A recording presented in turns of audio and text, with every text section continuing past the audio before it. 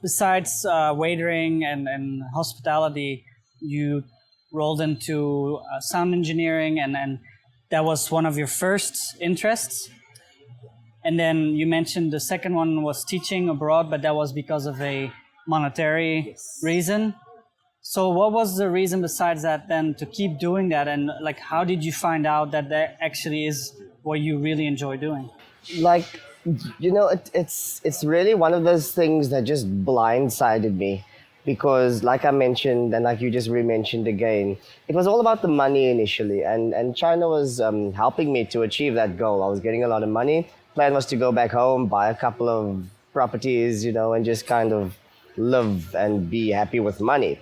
And teaching in China, or teaching kids specifically, showed me that I got more joy out of being in the classroom and smiling and laughing and playing with kids than I did when I got my paycheck at the end of the month.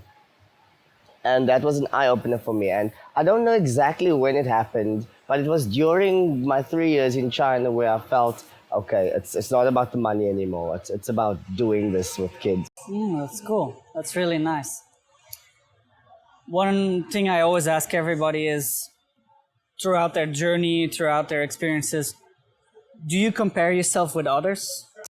I think it's only natural to kind of look at what other people are doing and kind of, line yourself up with them. But I've learned that that can play out two ways. It can either leave you chasing something forever, or it can help you to grow and develop. It depends on how you look at it. So what I do is I look at what other people are doing and I see if it lines up with the way that I do things. And if it doesn't, I don't follow that style or that specific thing. If it's something that I can add to what I'm doing and make myself better, all good.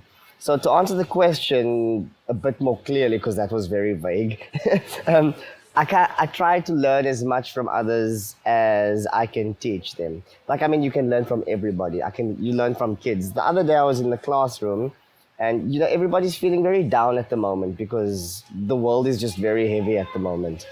And these kids were cutting shapes, and it was a square, triangle, and a circle. And this kid cut the square out fairly well, messed up the triangle. The circle, I don't even want to speak about it.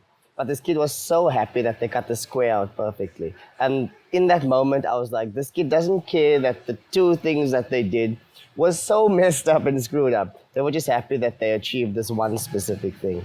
And that showed me, like, we need to start thinking like that. Stop focusing on the negative. Acknowledge it for sure, but focus more on the good that you're doing. Focus more on the achievements that you are reaching.